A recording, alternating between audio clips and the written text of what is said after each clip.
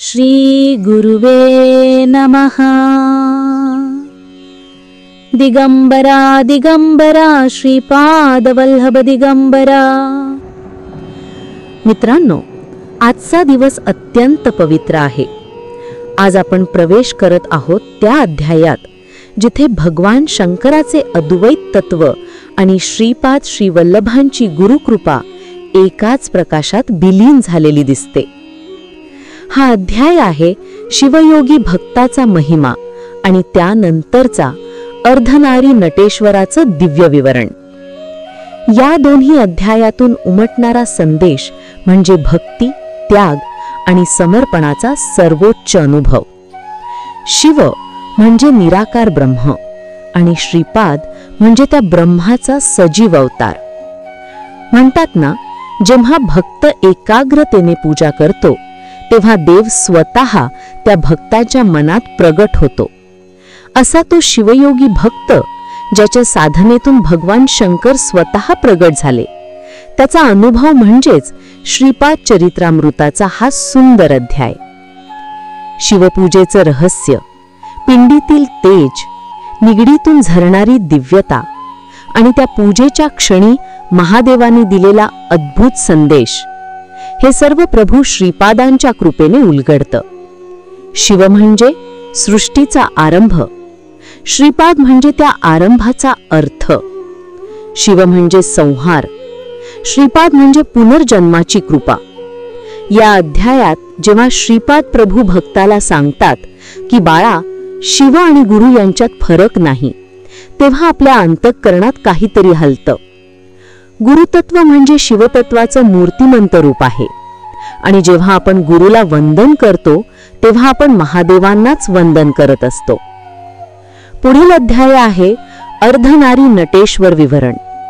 हा केवळ एक दैवी प्रसंग नाही, तो आहे संतुलनाचा, प्रेमाचा आणि सृष्टीच्या एकताचा अनुभव। अर्धनारी नटेश्वर म्हणजे काय? तो म्हणजे पुरुष आणि स्त्री तत्वाचं संतुलन, शिव आणि शक्तीचं एकत्व आणि त्या एकत्वातून जन्मणारा सृष्टीचा नाद म्हणजे ओम। श्रीपाद प्रभू सांगतात की ज्याने आपल्या मनात शिवशक्तीचा संगम घडवला तोच खरा योगी आहे। अर्धनारी नटेश्वराच्या ध्यानातून माणूस द्वैत विसरतो, अहंकार सोडतो आणि आत्मस्वरूपात प्रवेश करतो। या दोन्ही अध्यायात एक अतिशय गूढ पण साधं तत्व सांगितलं आहे। देव आणि गुरु एकच आहेत। जो शिवाची आराधना करतो तो श्रीपादांच्या कृपेचा पात्र होतो आणि जो श्रीपादांना शरण जातो त्याचं मन स्वतः महादेव होऊन उजळतं। म्हणून मित्रांनो, आजचा हा अभ्यास म्हणजे केवळ ग्रंथवाचन नाही, तर तो आहे अंतरंग प्रवास। आपण बाहेरच्या जगाकडे न बघता आतल्या शांततेकडे पाहणार आहोत। प्रभू श्रीपादांच्या शब्दांतून आपल्याला शिवतत्वाचं दर्शन घडणार आहे। डोळे मिटा, श्वास शांत घ्या। कल्पना करा, गुरुचरणाजवळ दिव्य तेल उजळलेला आहे। त्या तेजात श्रीपाद आणि महादेव एक झाले आहेत। गुरुच्या ओठांवरून निघतंय, बाळा, मीच शिव आहे, मीच शक्ती आहे आणि मीच तुझं अंतिम सत्य आहे। या अनुभूतीनेच आपण आजचा अभ्यास सुरू करूया। श्रीपाद श्री वल्लभ दिगंबरा, शिवस्वरूप, गुरुरूप, कृपारूप। चला तर मग ऐका हा पवित्र प्रवास, शिवयोगी भक्त महिमा आणि अर्धनारी नटेश्वर विवरण। आणि मित्रांनो, जर या ओळींनी तुमच्या अंतःकरणात थोडंही शांततेचं स्पंदन निर्माण केलं असेल तर या व्हिडिओला लाईक करा, श्रीपाद प्रभूंचं नाव पसरवण्यासाठी शेअर करा आणि दररोज श्रीपाद चरित्रामृताचा प्रकाश आपल्या जीवनात अनुभवण्यासाठी सबस्क्राईब करा। कारण लक्षात ठेवा, तुमचा प्रत्येक लाईक म्हणजे भक्तीचा दीप, प्रत्येक शेअर म्हणजे गुरुनामाचा प्रसार आणि प्रत्येक सबस्क्राईब म्हणजे श्रीपाद प्रभूंच्या कृपेचा नवा प्रारंभ। श्रीपाद श्री वल्लभ दिगंबरा, शिवतत्वाचा अवतार, भक्तीचा सागर आणि सर्व साधकांचा आधार। चला तर मग सुरू करूया आजचा अभ्यास एक अशा प्रवासाचा जो आपल्याला थेट शिवस्वरूपात घेऊन जाईल. श्री गुरुवे नमः. श्रीपादराजं शरणं प्रपद्ये. अध्याय 23. शिवयोगी भक्त महिमा शिवपूजा रहस्य विवरण. मी कृष्णारिवल बड्डूतून कुर्वपुरास प्रयाण करीत असताना धर्मगुप्त नावाचे एक संदेशधारी गृहस्थ भेटले. ते श्रीपादांच्या दर्शनास कुरुगड्डीस निघाले होते. ते सुद्धा योगायोगाने पेठिकापुरमला असणाऱ्या व्यंकटप्पय्य श्रेष्ठींचे जवळचे नातेवाईक होते. मला याचे आश्चर्य वाटले की मला भेटणारे सर्व श्रीपाद प्रभूचे भक्त होते. ते प्रभूंच्या दिव्य चरित्राबद्दल अधिक माहिती सांगणारे होते. यामागे काहीतरी विशेष हेतू असावा हे नक्की. श्रीपाद प्रभूच्या चरित्रातील एक वर्ष झाले की त्यात घडलेल्या घटनांच्या थोडा मागचा भाग मला कळलेला असे. त्यातील एका घटनेचा दुसऱ्या घटनेशी फारच कमी संबंध असे. आतापर्यंत श्रीपाद प्रभूच्या 10 वर्षापर्यंत घडलेल्या लीलाच मला माहीत होत्या. त्या क्रमबद्ध पद्धतीने त्यांच्याकडून मला कळल्या होत्या. मी मनात विचार केला की श्रीपादांच्या 11व्या वर्षातील लीला मला कळतील का. श्रीपाद प्रभू क्षणक्षण लीला विहारी आहेत. श्री धर्मगुप्त म्हणाले, अरे शंकर भट्टा, मी शिवभक्त आहे. श्रीपाद 11 वर्षाचे झाले असताना एके दिवशी त्यांच्या परी एक शिवयोगी आला. तो अत्यंत विद्वान होता. तो केवळ करतल मिक्षाच घेत असे. तो आपल्याजवळ झोळी, भांडे, थाळी असे काहीच बाळगीत नसे. तो दिसण्यास एखाद्या वेड्या पुरुषाप्रमाणे दिसे. तो एके दिवशी कुक्कुटेश्वराच्या मंदिराजवळ आला. त्याचे पुळीने माखलेले कपडे आणि विचित्र बोलणे ऐकून त्याला देवळातील पुजाऱ्यांनी मंदिरात येऊ दिले नाही. तो देहाचे भान नसलेला अवधूत होता. तो सतत ओम नमो शिवाय हा शिवपंचाक्षरी मंत्राचा जप करीत होता. मी माझे मेहुणे व्यंकटप्पय्या श्रेष्ठींच्या घरी घोड्यावरून गेलो होतो. वाटेत असलेल्या कुक्कुटेश्वर मंदिरात जाऊन दर्शन घेण्याची माझी सवय होती. मी वैश्यप्रमुख असल्याने देवळातील अर्थकांनी माझ्या नावाने मोठे पूजा केली. त्यांना चांगली दक्षिणा देण्याची माझी पद्धतच होती. मी 5 वराह त्या अर्चकांना दिले. त्यांनी आपापसात वाटून घेतले. देवळातील अर्थकांनी मला त्यांची आर्थिक परिस्थिती, त्यांचे अनेक कष्ट याविषयी सांगितले आणि सनातन धर्माच्या रक्षणासाठी तुमच्यासारख्या सदाचारी शिष्याची अत्यंत आवश्यकता आहे असे ते म्हणाले. तेवढ्यात बाहेर आलेला शिवयोगी आत आला. त्याबरोबर 2 नागसर्पही आत आले. ते पाहून अर्चकाच्या तोंडाचे पाणी पळाले. शिवयोगी म्हणाले, अहो अर्थक स्वामी, तुम्ही घाबरू नका. ही शिवाची आभूषणे आहेत. पुत्र ज्याप्रमाणे आपल्या पित्याला प्रेमाने आलिंगन देतो, तसंच हे नाग आपल्या पित्यासम कुक्कुटेश्वराला आलिंगन देण्यासाठी आतुर आहेत. ते आपले स्नेही समान आहेत. आपण आपल्या स्नेह्यांना पाहून घाबरणे किंवा पळून जाणे हे महापाप आहे. अर्चक स्वामींनी विशेष पूजा केल्यामुळे ते नाग आकर्षित झाले. नागभूषण कुक्कुटेश्वराची आपण मनापासून अधिक श्रद्धेने पूजा केली पाहिजे. रुद्राध्यायातील नमत आणि चमक सुस्वरत म्हणून रागयुक्त शिवाजी भजने म्हटली पाहिजेत. अर्चक स्वामी तेथेच बसून होते. मंदिरात येणाऱ्या भक्तगणात कोणी धनवान होते तर काही भक्त साधारण गरीब होते. विशेष धनदान देणाऱ्या भक्तांशी अर्चक स्वामी अधिक आत्मीयतेने भाषण करीत. या अर्थकांमध्ये पेटिकापुरममधील सूर्यचंद्र शास्त्री नावाचा एक चांगली अनुष्ठान करणारा पंडित होता. त्याला श्रीपाद प्रभूंबद्दल भक्तिप्रेम होते. तो श्रीपाद प्रभूंचे स्मरण करून नमक आणि चमक सुस्वरात आणि रागयुक्त आलापघात म्हणत होता. तेथे आलेल्या नागांना त्याचे गाणे आवडत होते. ते सुद्धा आपले फणे हलवत आपला आनंद प्रकट करीत होते. शिवयोगाला घेऊन सूर्यचंद्र शास्त्री बापनारुलोंच्या घरी गेले. तेथे त्यांना सतृप्तिकर भोजन करविले आणि श्रीपाद प्रभूंचे दर्शन घडविले. श्रीपाद प्रभूंनी त्यांना दिव्यशक्ती स्वरूपात दर्शन दिले. त्या दिव्य दर्शनाने तो शिवयोगी एवढा आनंदित झाला की त्याला समाधी स्थिती प्राप्त झाली. अशा अवस्थेत तो 3 दिवस होता. त्यानंतर श्रीपादांनी आपल्या दिव्य हस्तांनी त्याला जीव घातले.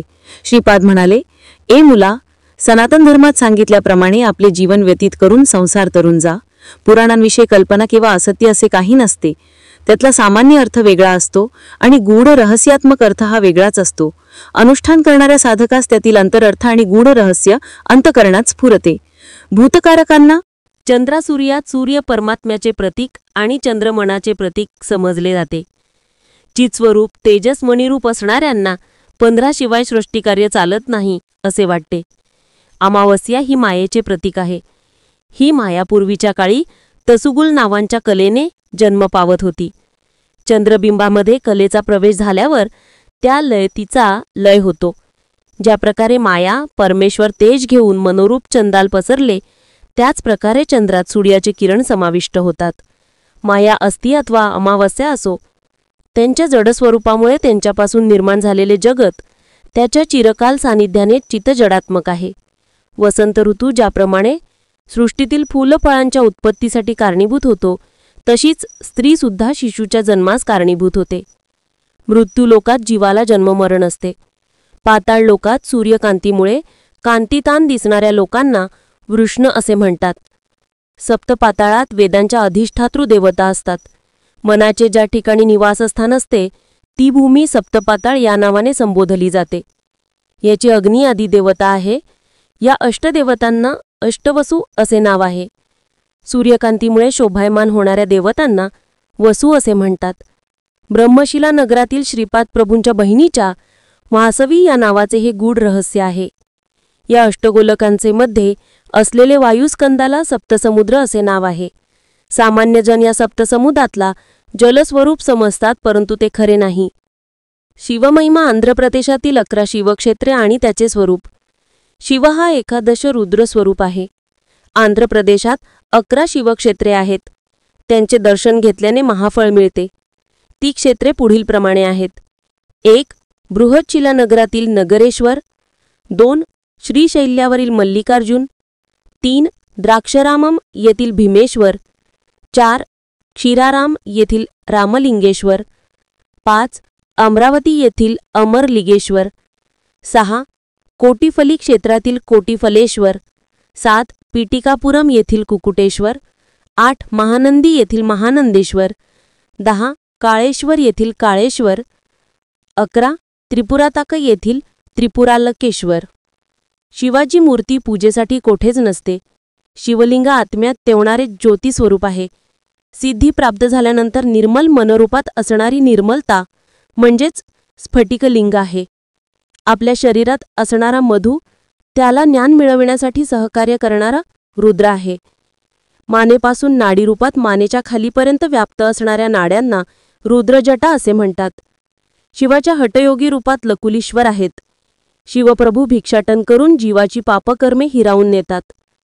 या सृष्टीतील तालबद्ध असलेली सृजन, स्थिती आणि लय यातील महस्पंदन शिवाच्या आनंद तांडवाने सुव्यवस्थित चालतात. यामुळे शिवाला नटराज असे म्हणतात. शिव परमानंदकारक असून ते आपल्या अनन्य भक्तांना मोक्षसिद्धी प्रदान करतात. चित म्हणजे मन आणि अंबर म्हणजे आकाश. आकाश रूपात असणारा तो चिदंबर आहे. तुम्ही पाहत असलेल्या या विशाल विश्वात रोदसी रूपात श्वीसरुद्र स्वरूपच आहे. 12 ज्योतिर्लिंगात राशीचक्रातील 12 राशींचे हे प्रतीक आहे. म्हणून शिव कालस्वरूप आहे. 8ही दिशांना ज्या अष्टमूर्ती आहेत त्या चिदाकाश स्वरूपच आहेत. पंचभूते शिवाची पंचमुखे आहेत. पंचज्ञानेंद्रिय, पंचकर्मेंद्रिये आणि मन मिळून एकंदर 11 रुद्र आहेत. यालाच एकादश रुद्र असे म्हणतात. शिवांचे उमामाहेश्वर रूप नित्य प्रसन्न रूप आहे. त्रिगुणांचे भस्म करून घेतलेले रूपच त्रिपुरांतक रूप आहे. ज्ञाननेत्र हाच शिवाचा तिसरा नेत्र आहे. शिवांच्या जटाजुटातून परमपावन अशी निरंतर प्रवाहित होणारी गंगामाता उगम पावले आणि धर्तीवर प्रवाहित होऊन साऱ्या प्रदेशाला सुजलाम सुफलाम करते. आद्रा नक्षत्र आकाशात चमकत असताना शिवप्रभू दर्शन देतात. मिथुनरास जवळ जाण्यासाठी अगोदर वृषभरास ओलांडून जावे लागते. ही वृषभरास नंदीश्वराचे प्रतीक आहे. तो धर्मस्वरूप आहे. 2 भुवयांमध्ये पेटणारी ज्योती म्हणजेच लाल चंद्रकला. योगस्थितीमुळे उद्भवलेल्या कामवासनेमुळे स्त्री पुरुष भेद नाश झाल्यावर एकत्व स्थितीस प्राप्त होणे आणि याचे स्वरूप म्हणजेच अर्धनारी नटेश्वर. लिंग म्हणजे स्थूल शरीरात आत लपून असलेले लिंग शरीर. हे ज्योती स्वरूपात विलसत असते असे वेद सांगतात. शिवपूजा रहस्य अनुष्ठान केल्याने किंवा गुरुकटाक्ष असेल तरच समजते. भौतिक रूपातील पिठापूर जसे आहे तसे ज्योतिर्मय स्वरूप असलेले स्वर्ण पिठापूर असे एक आहे. त्याला आणि श्रीपादांना जो निरंतर भजतो किंवा स्मरण करतो तो जा भक्त श्रीपादांना जाणू शकतो.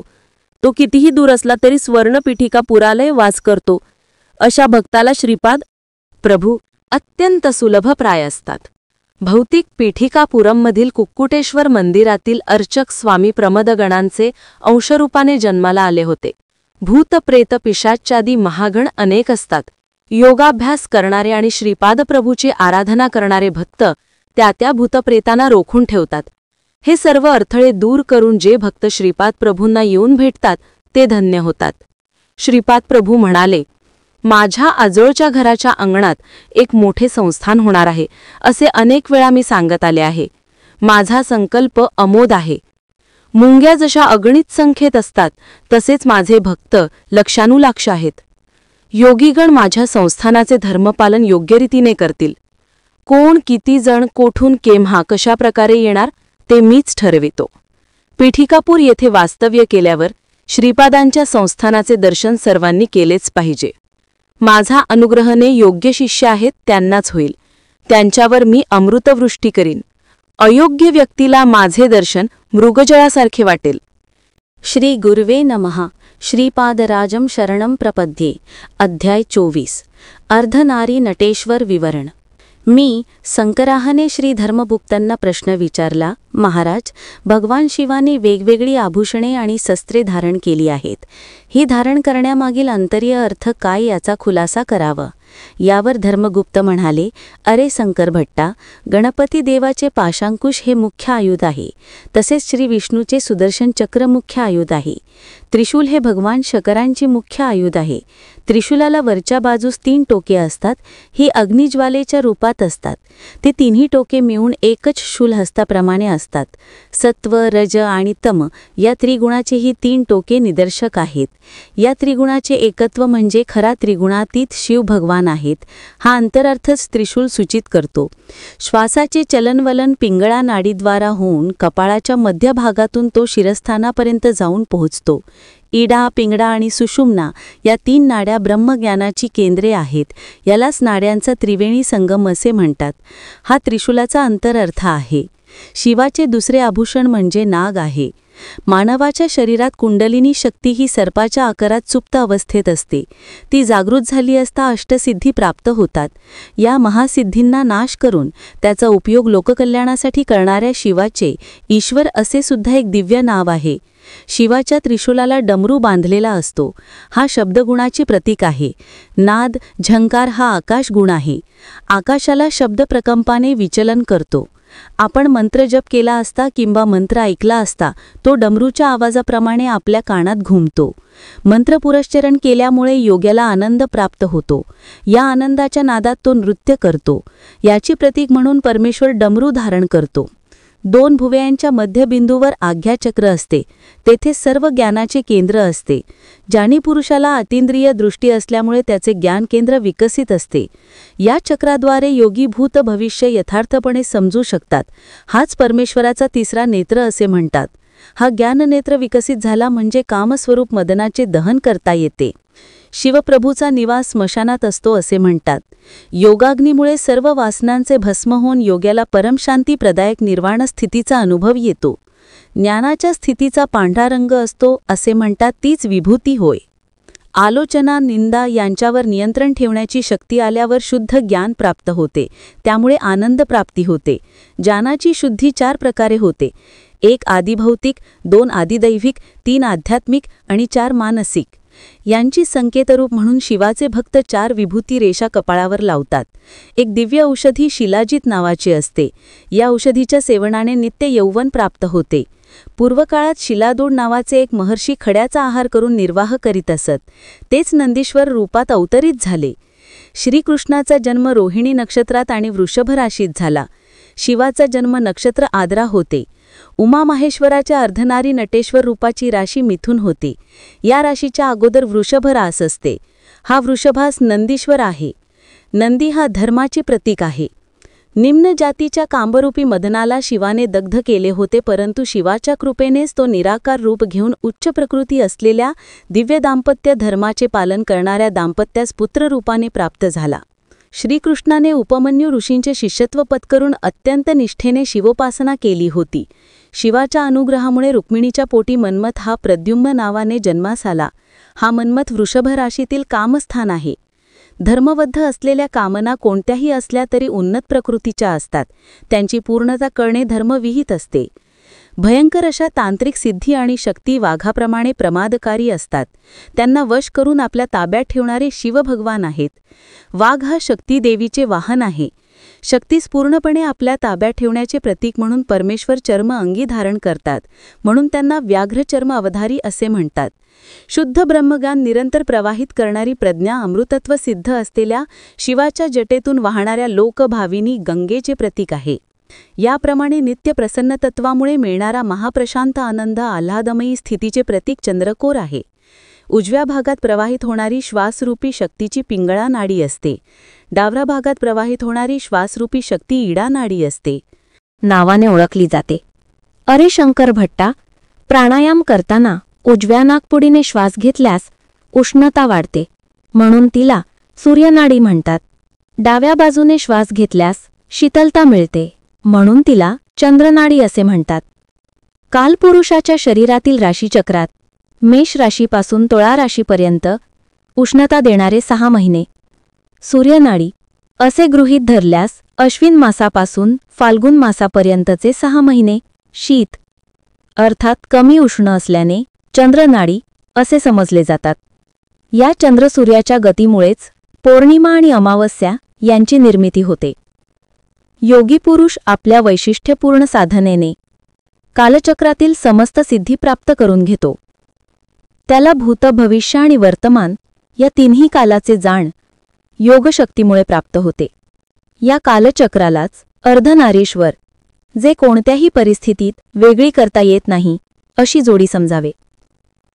रात्रदिवस, पौर्णिमा, अमावस्या या एकानंतर एक विशिष्ट कालावधीनंतर दृश्यमान होत असतात. रात्र नसेल तर दिवस व दिवस नसेल तर रात्र असूच शकत नाही. मातापिता रूपाने संबोधिले जाणारे अर्धनारीश्वरच या अनंत सृष्टीच्या चलनवलनास कारणीभूत होत असतात. शिवाचे कार्य संहारक आहे असे आपण म्हणतो. त्याचा गर्भित अर्थ जुन्या सृष्टीचा अंत होऊन नवीन सृष्टीची निर्मिती असा आहे. सृष्टीतील बदल अतिसहजपणे होत असताना नूतन सृष्टीचा आविर्भाव होऊन ती थोड्या काळापर्यंत त्या स्थितीत असते. नंतर मात्र त्याचा संहार अनिवार्यच असतो. अथर्ववेदातील समस्त अस्त्रशस्त्र मंत्रविद्या सिद्ध होण्यासाठी या विद्येचा अधिपती असलेल्या ईशानरुद्राचा अनुग्रह असणे आवश्यक असते. असा संवाद चालू असतानाच मी म्हणालो, आपण शिवा आणि पार्वती आणि आर्द्रा नक्षत्राचा घनिष्ठ संबंध असल्याचे सांगितले होते. याविषयी सविस्तर माहिती सांगावोत ही प्रार्थना. तेव्हा धर्मगुप्त म्हणाले, आर्द्रा पळत्या हरणाची शिकार करीत असलेल्या रूपात मृगव्याध रुद्र या नाताने दर्शन देतील. हे दिव्य रूप आकाशातील आर्द्रा नक्षत्रात दिसेल. या संचाराचा प्रभाव, धर्मगुप्त पुढे म्हणाले, या मृगव्याध रुद्राचे रूप नक्षत्रमंडळातील मिथुन आणि कर्क राशीच्या मध्ये आडवे दिसेल. या नक्षत्रमंडळाच्या जवळ राहू, केतू, शनी यासारख्या ग्रहांचा संचार झाल्यास विश्वव्यापी युद्ध, प्रलय, देवादानवाचे युद्ध, महाभारताचे युद्ध यासारखी संकटे या गतीनेच येतात. कालसंहार मूर्ती म्हणजे धनुष्यबाण धारण केलेल्या उद्यममूर्ती असलेल्या रुद्राचेच मन्यू देवतारूप असे वेदांनी वर्णन केले आहे. धर्मगुप्त आपले वक्तव्य चालू ठेवीत म्हणाले, माघ मासातील अमावस्येच्या अगोदर येणाऱ्या चतुर्दशीला महाशिवरात्री असे म्हणतात. प्रत्येक महिन्यातील अमावस्येच्या पूर्वी येणाऱ्या चतुर्दशीला मासशिवरात्री असे म्हणतात. शनिप्रदोष समयी ईश्वर आराधनेचे फळ म्हणजे शनिग्रह दोषाचे निवारण. महाशिवरात्र मंगळवारी आल्यास तो अत्यंत पुण्यकारक असते. शनिवारी त्रयोदशी आल्यास त्याला शनिप्रदोष म्हणतात. या शुभदिनी शिवार्चन करून शनिदेवास प्रिय असलेले तीळ दान करावे. शिव शनीची आदिदेवता असल्याने तिळाच्या तेलाने परमेश्वराची आराधना केली असल्यास शनिदेवाच्या बाधेपासून निवृत्ती होते. शनिवारी प्रदोषसमयी शिवाराधना केल्यास समस्त कर्म दोषरहित होऊन आपणास सुखशांती लाभेल. शनी ही कर्मकारक देवता आहे. शिव ही संहारक देवता आहे. शनिप्रदोष समयी शिवाची आराधना सर्व प्रकारच्या अशुभ कर्माच्या महापापांचे भस्म करून शुद्ध, नूतन, दिव्य, तेजोमय शुभस्पंदनाने मानवाचे मन, बुद्धी, अहंकार, चित्त यांच्या आत्मशुद्धी करून नवीन जन्म प्राप्त करून देते. अशा प्रकारच्या अर्चनेने शनिदेव शांत होतात. शनिवारी रात्रीच्या वेळी त्या जीवाचे सारे दुष्कर्म दोषाची अधिष्ठान देवता महाकालीमध्ये विलीन होतात. दुसऱ्या दिवशी म्हणजे रविवारी सूर्योदयाच्या समयी सवित्र मंडळातील मध्यवर्ती असलेल्या त्या महाशक्तीचा साधकास अनुग्रह प्राप्त होतो. याच वेळी त्याच्या नूतन जीवनाची सुरुवात होते. त्याच्या अशुभ कर्माच्या पापाचे गाठोडे परमेश्वराच्या योगाग्नीत जाळले जाते. पंचभूतात्मक शिवस्वरूप शिवशंकर हे पंचभूतात्मक देवाधिदेव आहेत. आपल्या शरीरातील मूलाधार केंद्रात पृथ्वी तत्व असते. याचेच प्रतीक म्हणून साधकाकडून पार्थिव लिंगाची पूजा केली जाते. स्वाधिष्ठान चक्रात जलतत्व असते, त्याचे प्रतीक जललिंग आहे. मणिपूर चक्रात अग्नितत्व असते, त्याचे प्रतीक ज्वालालिंग आहे. यालाच हिरण्यस्तंभ असे सुद्धा म्हणतात. कंठस्थानात म्हणजे विशुद्ध चक्रात वायुतत्व असते, त्याचे प्रतीक वायुलिंग आहे. हृदयातील आकाशस्थानात असलेल्या लिंगाला चिदंबर लिंग असे म्हणतात. या पंचभूतात्मक लिंगाची आराधना, दर्शन, अर्चना हे विशेष फलप्रदच असतात. आकाशलिंग म्हणविले जाणाऱ्या चिदंबर लिंगाला आकारच नसतो. चिदंबर क्षेत्रात पडद्याच्या मागे लपवून ठेवलेले चिदंबर रहस्य म्हणजे पडदा उचलल्यानंतर मध्ये काहीच नसते. शुद्ध आकाश म्हणजे शिवाचे आत्मलिंग होय. हृदयच चितस्थान असल्याने आत्म्याचे निवासस्थान आकाशही असले. वास्तविक पाहता आकाशाला आकारच नसतो. एकाग्र चित्ताने निजतत्वाचे ध्यान करणाऱ्या योग्यांना त्यांच्या हृदयात समस्त सृष्टी, संपूर्ण ब्रह्मांडाचे, नक्षत्रांचे, ताऱ्यांचे वगैरे दर्शन होते. परमेश्वर सर्वव्यापी आहे. तोच अरुणाचलेश्वराच्या रूपात, अरुणाचलातील पर्वत रूपात, एका महासिद्धाच्या रूपातही अरुणाचलात आहे. त्यांच्या केवळ दर्शनानेच पापांचा क्षय होतो.